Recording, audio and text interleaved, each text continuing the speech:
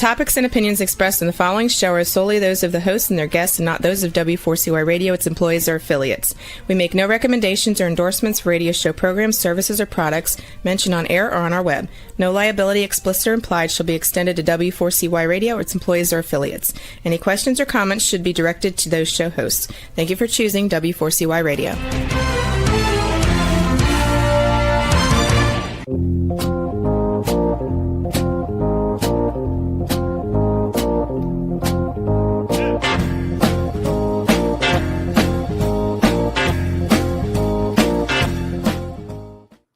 Welcome to the Connected Table, your show for introducing you to amazing people around the world in wine, food, spirits, and hospitality.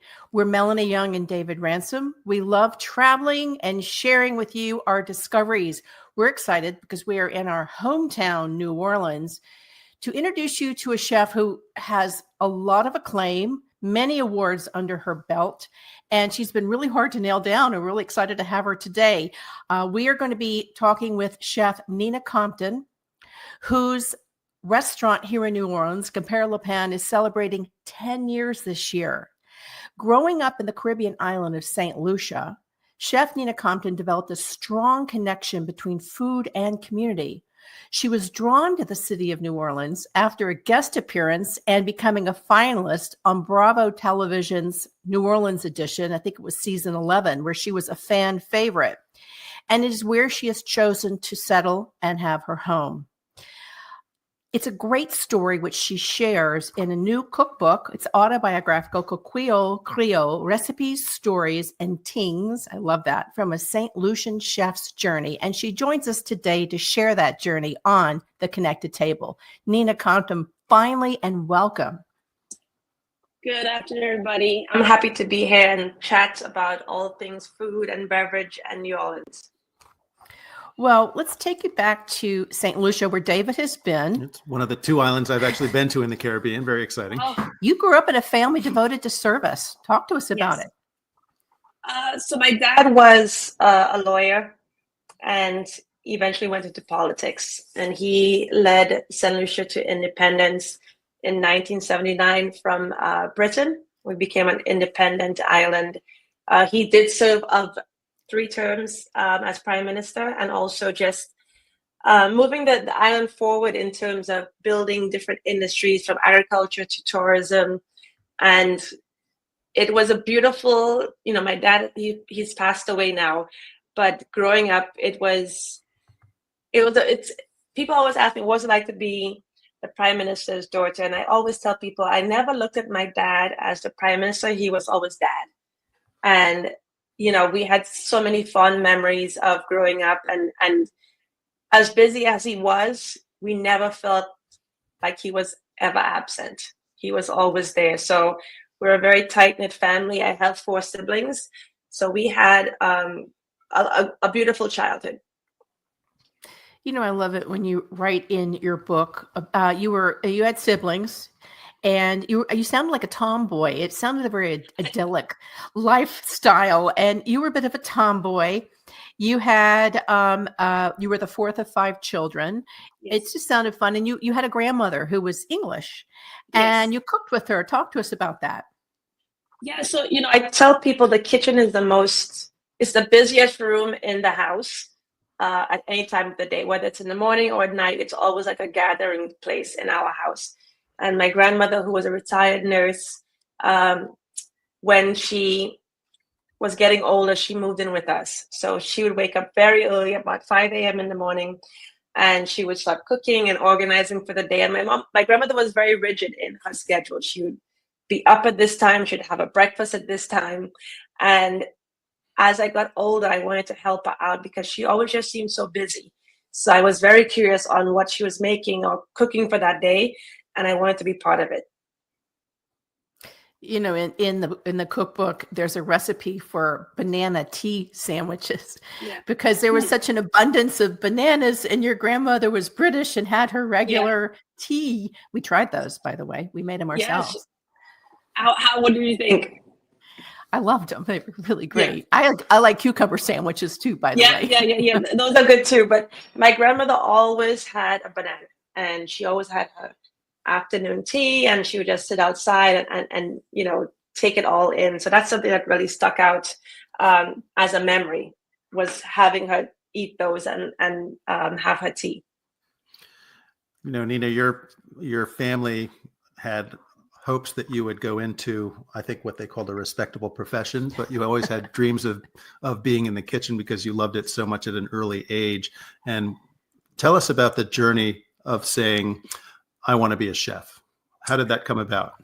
Well, it's a funny story. So I wanted to end up in agriculture. I was about 16, and I thought that was just the path for me, because at that point, this was, St. Lucia's economy was thriving, and it was mostly agriculture. And the farming industry was very, very big. And for me, it just made natural sense to be somehow involved in that field.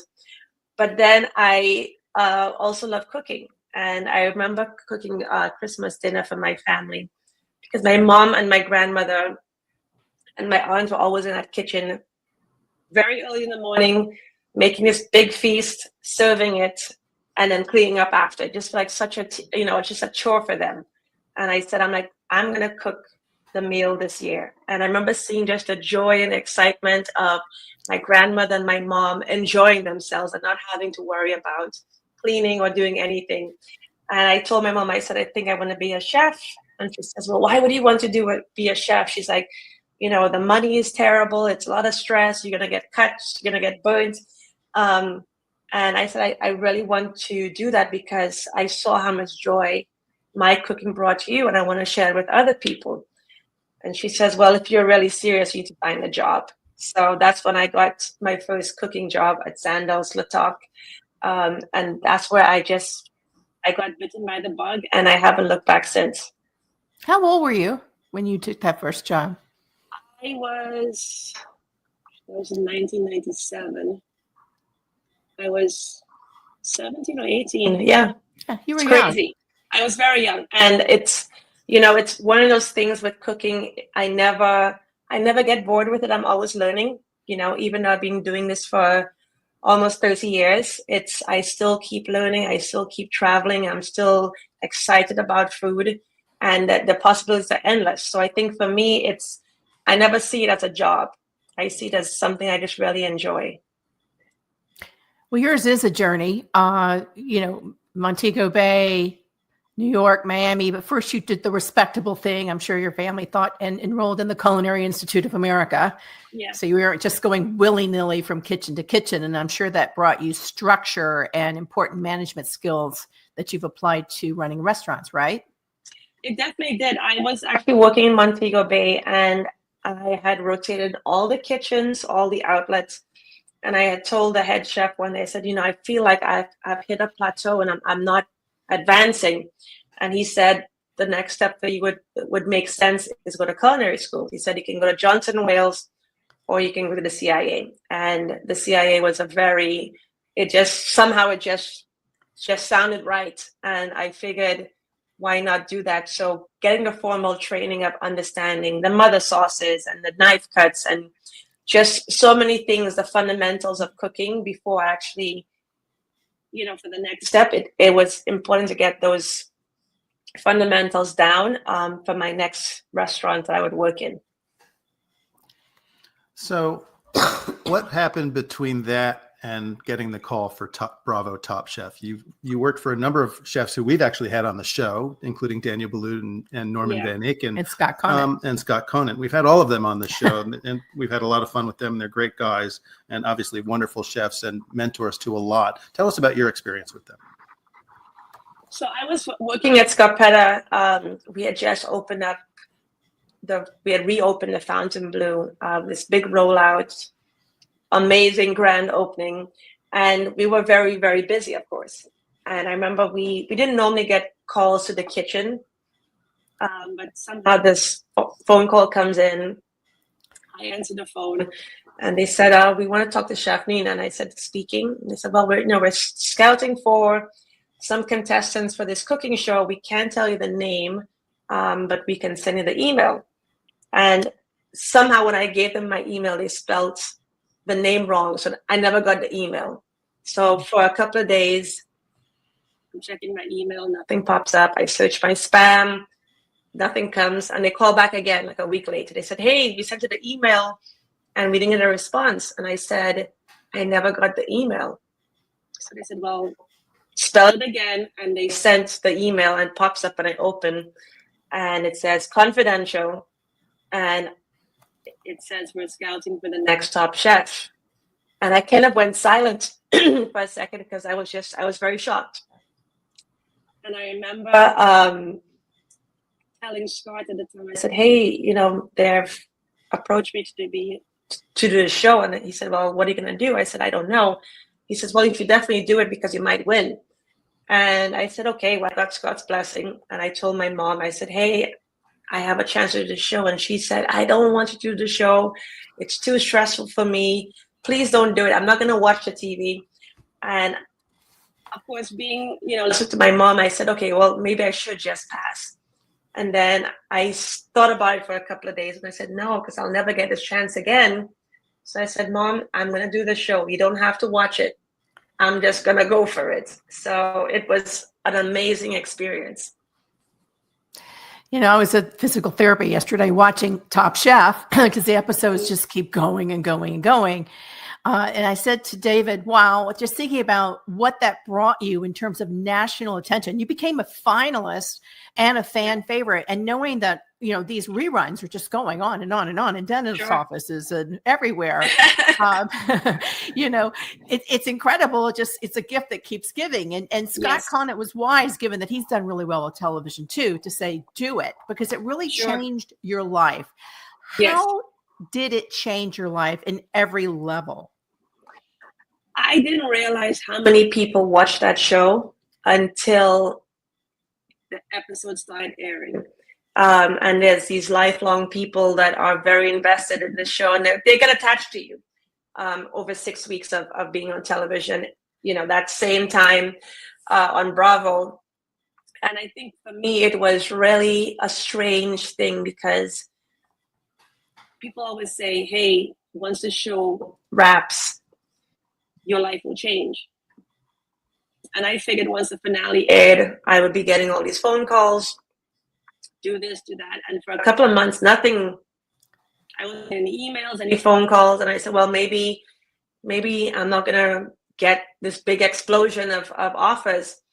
And I would say it was about June when I just started getting all these invites. Can you cook in LA? Can you cook in Toronto? Can you do this? Can you do that? And it got really crazy because I was traveling a lot. I was riding the wave. I was having a great time. And, it was hard for me to juggle having the job, working for Scott and doing all this travel. And I said, this is something I'm going to enjoy, and I want to enjoy it to the fullest. So I told Scott, I think this is time for me to move on. I didn't have a plan at the time, but I wanted to just take a break to see what the next chapter is, and I wanted to think it through. So I took a couple of months off, and people were, asking me and my husband to open a restaurant in New York or Chicago, LA, Boston, and nothing really felt right until we got the call to the New Orleans restaurant. And I told my husband when we were flying to New Orleans, I said, I don't know how this is going to go because we've had so many interviews with so many people and nothing really spoke to us. And I remember we walked into the space, which was under construction. It was a complete mess. We walked in, we walked around, and we walked out. And we both said, that's the restaurant. We want to go with this one. And compared to 10, it turned 10 on Monday. So when you see that time goes by so quickly, but opening a restaurant in New Orleans was never, if you told me this 15 years ago, I would have said it wouldn't happen because it was just so unbelievable. It opened to a very big buzz, by the way, because I remember that. And I remember it just took off. And it's still taking off. I mean, it's fabulous. We recently dined there, and you're doing, I know, for your anniversary, the all hits. We had the very famous goat, your curry goat with sweet potato gnocchi. Yes. I have to tell you, Nina, I was brought up never to eat fried anything because I had weight conscious mom and grandmother. But your jerk chicken Yeah. with the hot honey. I was just like, I couldn't stop eating it. It was Yeah, so I mean, good. who doesn't love fried chicken with grits? You know, it's No, Fabulous. I can't think of one person, and we certainly loved it. That's for sure. And then, It was a yeah. total surprise to us. Total surprise. I was thinking about it today, actually, as I was walking back from exercising. And the green papaya salad was just beautiful. I mean, every dish was just spot on. So, you know, 10 years is a long lifetime for a restaurant. Your husband is Larry Miller. He's in the business. He's your partner. He's also a restaurant consultant. New Orleans is, you know, an easy place to have a restaurant, a hard place to have a restaurant. What have you learned? Well, first of all, what is it about New Orleans that drew you here? Because we have chosen New Orleans as our home as well. Sure. So talk to us about that, because we want people watching and listening to love New Orleans like you and I do. Yeah, well, I think that the reason why I moved here is because it's for the people. I think the people here are really beautiful. They're very friendly, welcoming. When we were opening the restaurants, we wanted to kind of stay under the radar and quietly open. It didn't happen that way because when we moved to New Orleans, it was in the newspaper, people were buzzing, and people would stop us in the grocery store and they'd say, "Thank you so much for moving here. We're so excited." And it was very intimidating because New Orleans is such a big food city, and there's lots of culture and amazing restaurants. And here we are opening up a restaurant and we didn't know how it was going to be received. But the people and their excitement of this new restaurant coming, it brought me so much joy as a chef, because people are excited about food. They're adventurous. They want to know. They want to share their favorite restaurants with you. So it's a really giving culture, and we felt like we were welcomed right away. We didn't feel like an outsider. People were just very happy to have us and to open a restaurant. So it's really the people that made us want to move here. People here are pretty happy. We love it when they say welcome home. Yeah, they really are. And, you know, it's they're excited about food. So for me, it makes my job so much easier as a chef, because people just love to eat. So 10 years, congratulations. Thank you. How do you keep things fresh? What are, you know, a lot of people who are maybe listening and watching may be dreaming of opening a restaurant. It's not easy. We know it's not easy. We know summer is deadly everywhere, particularly New Orleans. Yeah. Come to New Orleans in the summer. It's awesome. Yeah. What is some advice that you would give other people or your younger self? Because also achieving fame early on and juggling that is hard. It is. The industry is definitely, it's a tough one.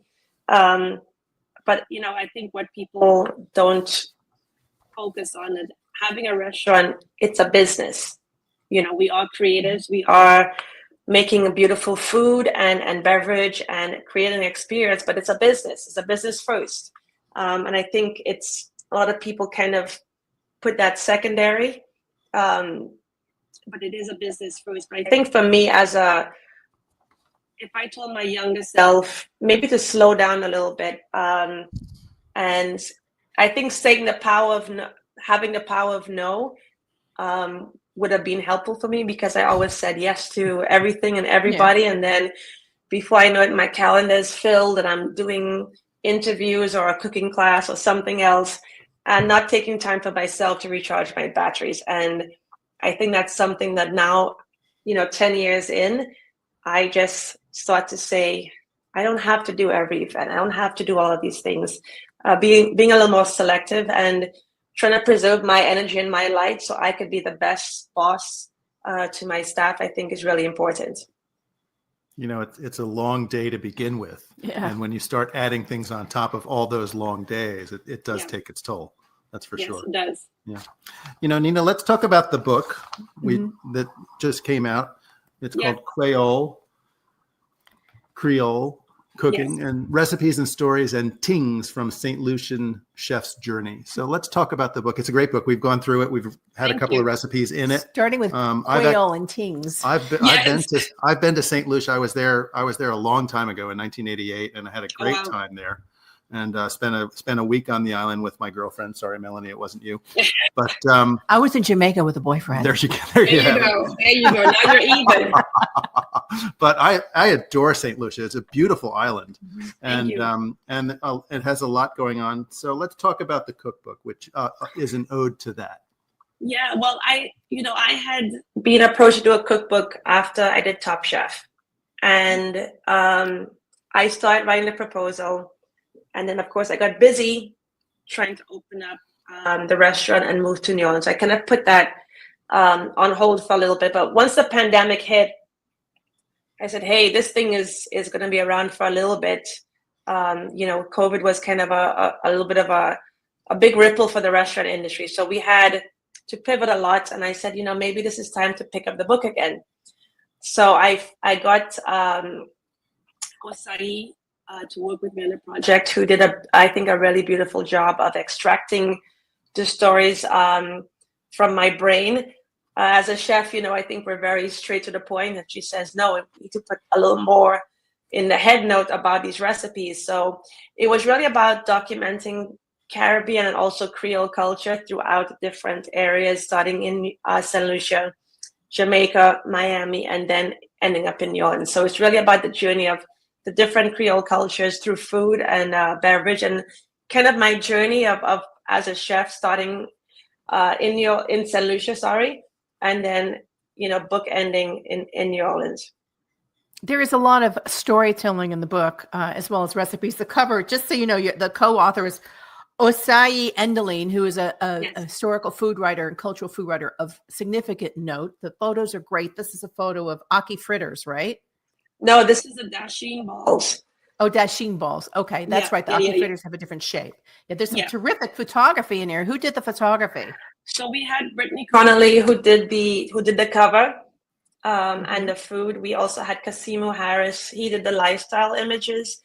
So I think we had a very powerful team that really understood my voice and my vision. I did tell Brittany that I wanted to make this book really beautiful and bright and tropical and make people want to go to the Caribbean after reading the book.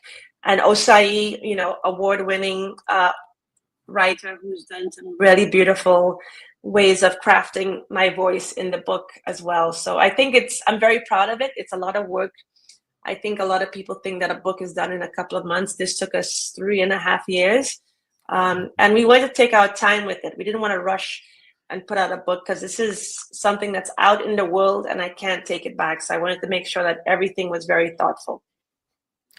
Well, a lot of these dishes are quite beautiful. In fact, we had a chef over for dinner who's from Mauritius, Dominique McKay, also a chef of note here in New Orleans. And he was thumbing through the book going, wow, this reminds me of home growing up in Mauritius. Oh. He was very touched by it. One of the dishes, because I love vegetables, is the callaloo, because it's not all difficult. Some of these are very easy to do. And you can do this with almost any greens, but it's everything from fish to the ackee fritters to grilled lobster. I wish we got more lobster in New Orleans. I wish too, yeah. Yeah. What dishes in here, and taking it back to Compère Lapin, what are some that are similar to what you would find at Compère Lapin? I also want to bring Compère Lapin back in for a couple of reasons. Yeah, of course. But let's bridge that. Yeah, so we have, of course, the buttermilk biscuits that people go crazy for. So we have that in the recipe. We also have the hush puppies, which is the big one. Then we have the chalatelli with the shrimp and the rundown sauce. So there's some recipes that over the years we've had at Compère Lapin. So I'm just trying to document the recipes that the home cook can do at home and really have fun with it. I think that the book there are some very simple recipes, but there are some labor intensive recipes, but I think it's worth it. It's worth to put a little elbow grease into that recipe because the payoff is so wonderful. The biscuits, I'm going to try it home. We had the biscuits and the hush puppies when we dined at Compère Lapin, and they're both fabulous. I'm a biscuit freak, and they were fabulous. The first thing I do when I eat a biscuit is I smell it. And I was like shoving it. David, smell this biscuit. It smells like a real biscuit. And I peel it. I mean, it's a whole process with me when I eat it. And they're served with this beautiful, pillow of butter. It's beautiful. Thank you. So why Compère Lapin? Let's just talk about the name, because Lapin means rabbit. Talk about how the name came about. So the folk tale Compère Lapin, which is an African tale, that we had the same book as a child growing up. And when I was moving here to do a restaurant, I wrote all these names in patois. And I was just Googling one day of, patois names in Louisiana. And that same book popped up. And I said, wow, this is so crazy, because a lot of people don't know that actual story as a folktale. And I said, this is it. This is a childhood story that I know. And it's, now we have it here in Louisiana. So that made sense for me to bridge the gap. Is that Brother Rabbit or a different? Yeah, Brother Rabbit. Yeah. Okay. I know that's it. So that's interesting. If you go to the restaurant, there's rabbits everywhere. Mm-hmm. Oh yeah, we have a lot of rabbits, and it's not on the menu. So many, yeah.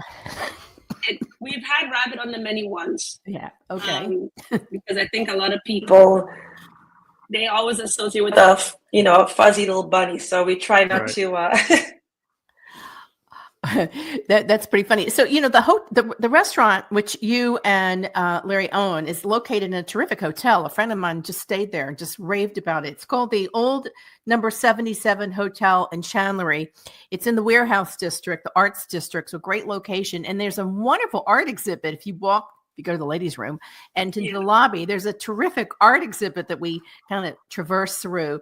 But I understand that hotel is also having a big anniversary as well. Yes. So that's exciting. Yes. So it's a lot of milestones this year, and we were part of the opening when they redid the hotel in 2015. So it's been an exciting time celebrating the restaurant and the hotel as well. Well, we recommend both. When we have this list, everybody wants to know where to go.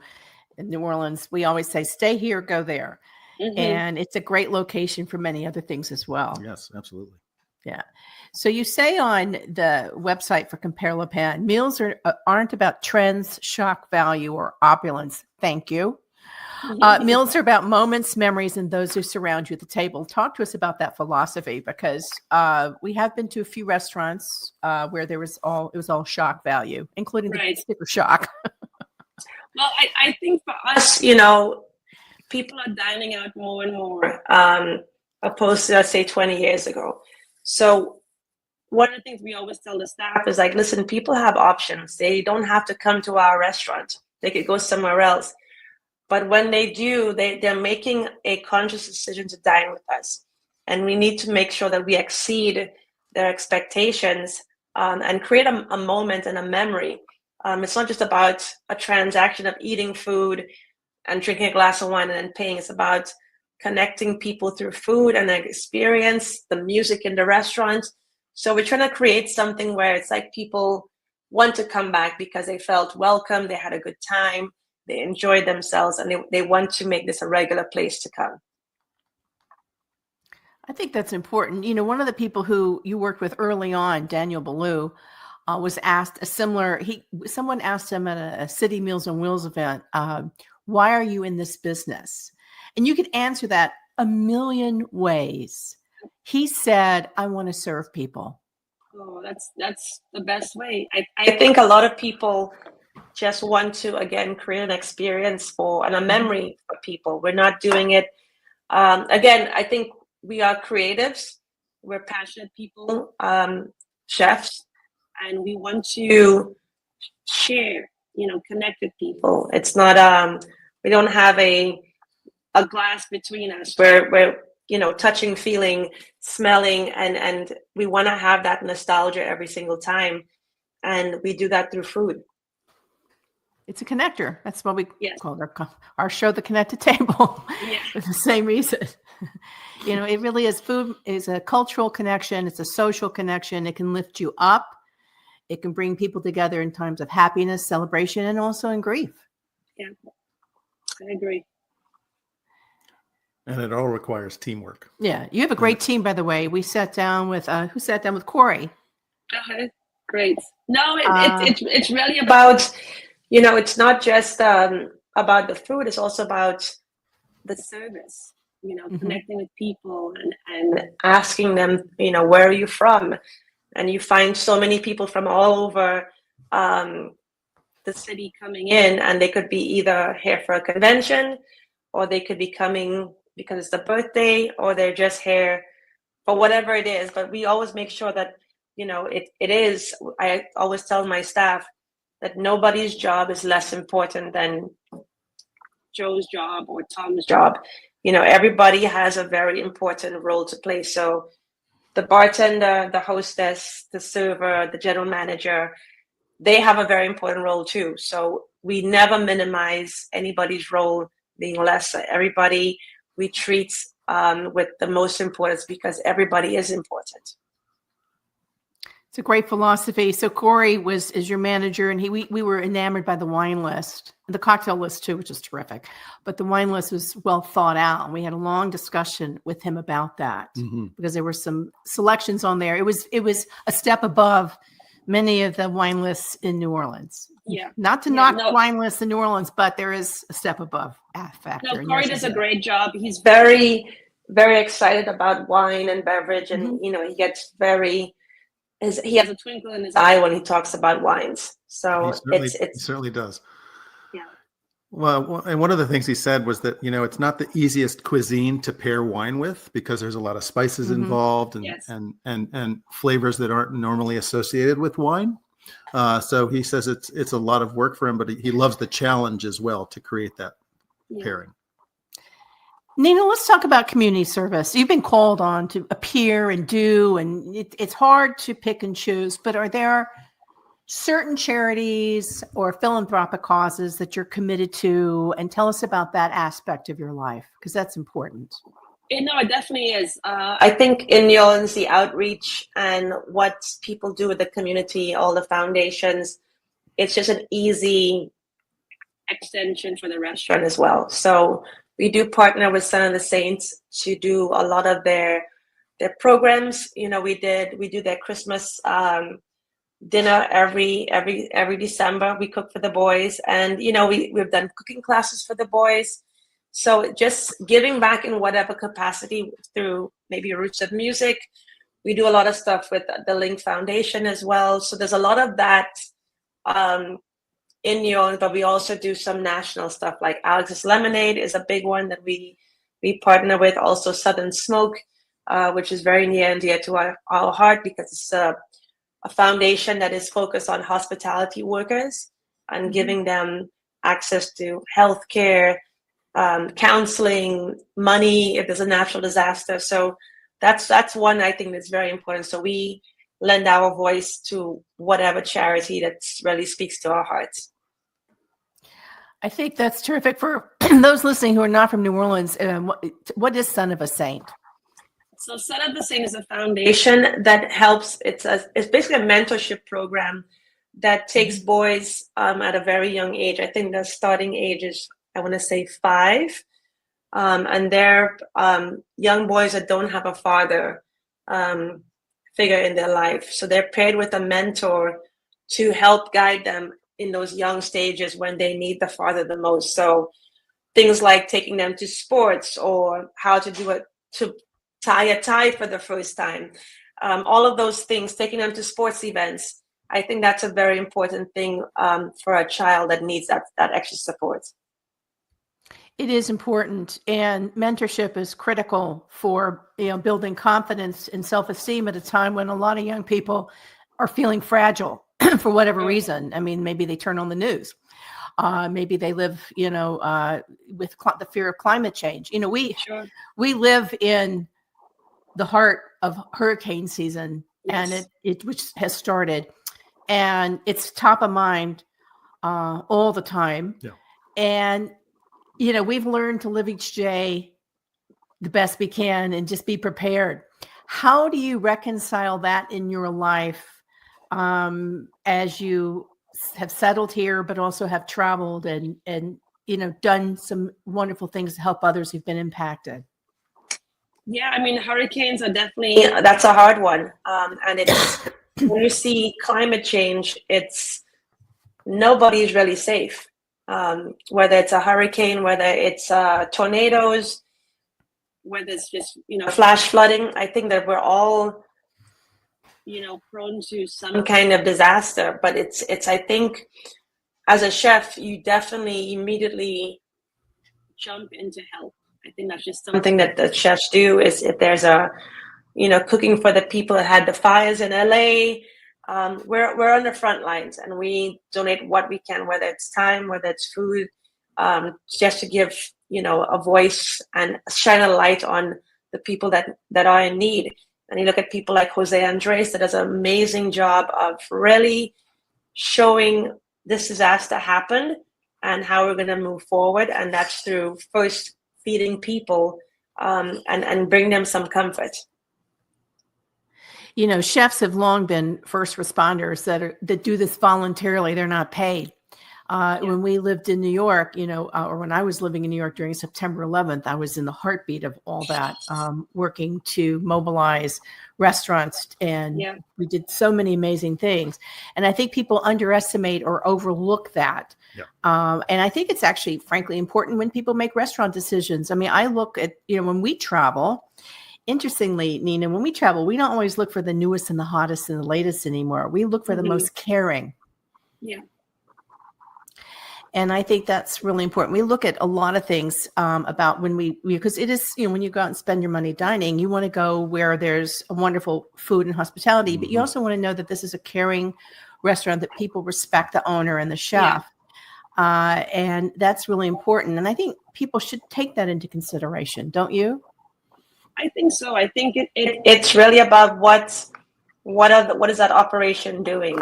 And I think it's very important because we all need each other in some way or some form. And I am definitely a creature of habit when I go out, because I don't try the newest restaurants. I just like my oldies and my goodies, that I know what I'm going to get. And I think for me, as I get, older, I look at things where I just want to have a place where I know the people, I know what I'm going to eat and drink, and I know it's going to be really good, and I leave happy. So, we're dying to ask you, tell us some of your hidden gems where you like to go as a local in New Orleans. I mean, we have our little favorite places. What about you? There's so many. Definitely, for me, I would say Queen Trini. When I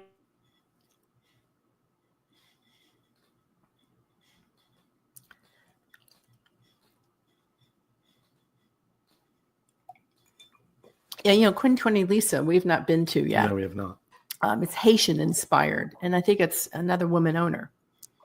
Yes. Yeah. So Charlie, who has fritai, beautiful Haitian food, and then Queen Trini has Trinidadian food. So when I want my fix, I definitely go there. Also, Addis Nola, the Ethiopian restaurant, has amazing food, and they just do a great job. And it's a son and mother that run the operation, and they talk so deeply and fondly of their coffee ceremony, which is something that you don't really see. So I think that's definitely, there's just so many people. And where do you go? And I get stumped, and I have to answer that in about an hour because I have to go down the list of so many places. Also, Pesh, amazing seafood. Is really great. There's just so many. It's so true. There's so many, and Addis Nola is one we've been to for charity events. We actually haven't been. I just made a mental note, particularly when you say coffee ceremony. I think for everyone listening and watching, New Orleans is really a melting pot of so many cuisines, which is why I think it's really one of the top restaurant cities in the United States. And we lived in New York for many, many years. And gosh, it is fabulous. You can get anything there. But, New Orleans, with the exception of Maine lobster, I'm still looking for, you can get a lot of amazing things. And the Caribbean and African inspiration and influence is so strong here. And unlike many other places, maybe Charleston to a bit, but that's what is exciting. And that's what we love about Compère Lapin. You get that feel when you dine there. Well, I definitely think, over the 10 years of us living in the city, we've seen the culinary landscape change and be more diverse. There's just, like you said, every cuisine you could name of, and each year another new restaurant comes along bringing a different cuisine. So we are really fortunate to have that. And, I think the chefs and the operators are really pushing it. Like restaurants like Saffron, amazing food. And I love Indian food. So there's just so much going on, over the 10 years. And I'm sure it's just going to get even broader. I hope so. I hope so too. Meanwhile, we love that people swoon over curried goat, which a lot of people think, oh, I would never eat goat, but we ordered it and it was swoon worthy. Is that one of your standout dishes, or the ones you can't take off the menu? That is definitely the one that cannot come off the menu. I don't know, that jerk fried chicken's pretty up there too. I know. That's a tough one too. That's a close second.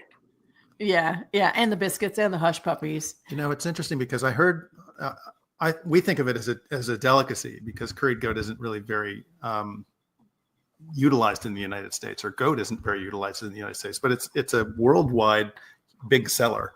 Yeah. It's one of the most popular meat dishes in the world. It's big in Italy. Yeah. So what's ahead for you? Ahead for me is really taking a deep dive into Caribbean food a little bit more. I want to travel and see different islands and really submerge myself and basically bring recipes that a lot of people don't know about from islands such as Trinidad or Dominica. Just not the usual suspects. I want to bring something where it's like, hey, this region in, I don't know, Dominica, they do beautiful smoked meats and showcase those things. So I really want to take a deeper dive as I look at the restaurant turning 10. What does the next chapter look like? And I think that is something that's really, really important to me in doing that. It's important because the restaurant landscape and the dining landscape and the drinking landscape has changed quite a bit. And you have to factor that in without losing control of what you want to do, but also understanding that your customer is changing. And we all have read and heard everything, Sure. So being sensitive to that as well. And also economy too. The good thing is you can take simple ingredients and use wonderful spices and ways of cooking them to make them, as you say, it's not about shock value or opulence. I don't think we'll ever see lots of foam or, frozen CO2 on your menu. It's like, it's home cooking. Yeah. I mean, this is the way you would eat at home, right? Right. And I think that is also something that is what I love about New Orleans. It's not about the frou-frou stuff. It's about soul satisfying food. So we don't see the foams and we don't see the deconstructed things because it just doesn't, we're not about that here. We were in Italy and somebody served us, are you ready? Deconstructed pizza, like a splat of it in a pizza box. Isn't that weird? Yeah. We had a lot of weird food and we love Italy. Yeah. We had some strange stuff. That's a little strange. It ranks up there. It really was. The entire evening was strange. It was called, unlike your culinary journey, ours was a journey, no menus, don't ask questions. And we were like, what is this? Wow. That's bizarre. Needless to say. Yeah, it was. But, to each their own. I mean, that's why we did enjoy and do enjoy visiting Compère Lapin and recommend it, because you'll have food that when you see it, you'll understand it. Yes. And it's very flavorful. And you're not going to go, what is this? It's good. Right. It's really good. And we took home the leftovers and had the next day because it's also very generous and it was really terrific.